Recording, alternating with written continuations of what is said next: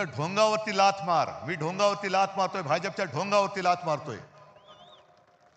शब्द नीट ऐका, ढोंगावरती.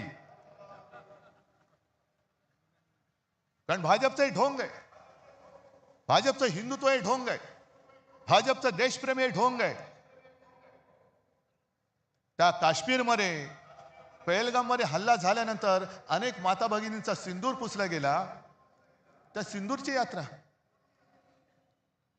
बरं, हल्ला कोणी केला? पाकिस्तान.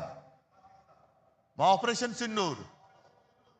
आणि थोडे दिवस गेल्यानंतर जो पाकिस्तान आपल्या देशामध्ये अतिरेकी घुसवतोय, त्या पाकिस्तान बरोबर निर्लज्जपणे क्रिकेट खेळायला या शहांची चिरंजी पुढे. हे यांचं देशप्रेम. राज, तू जे सांगितलं अकोटमध्ये MIM बरोबर युती, अंबरनाथमध्ये, म्हणजे तिकडे तर कमाल झाली. उद्धव ठाकरेंनी जर काँग्रेस बरोबर आघाडी केली तर उद्धव ठाकरेंनी हिंदुत्व सोडलं. मग देवेंद्र फडणवीस, अंबरनाथमध्ये तुमचं काय असं होतं की जे तुम्ही सोडू शकलात?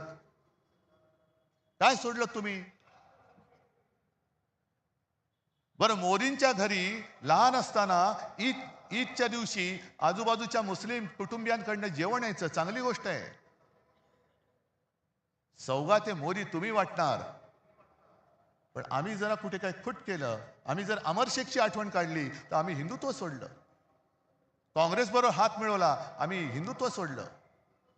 म्हणजे भाजप काय करतंय ते अमर प्रेम, आणि आम्ही केलं तर लव जिहाद. हे ढोंग आहे.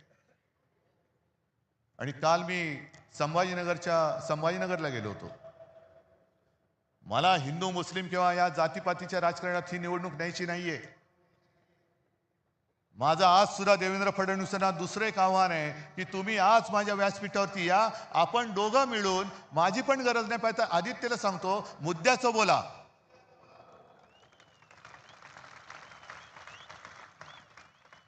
हे म्हणे शिवसेनेने मुंबईसाठी काय केलं, मराठी माणसासाठी काय केलं. मी विचारलं कोण विचारतंय हे? नाही, सगळे मिंदे फिंदे एसनशी गट जे आहेत ना ते. म्हटलं या लोकांना महापालिका दाखवली ती शिवसेनेने दाखवलेली आहे.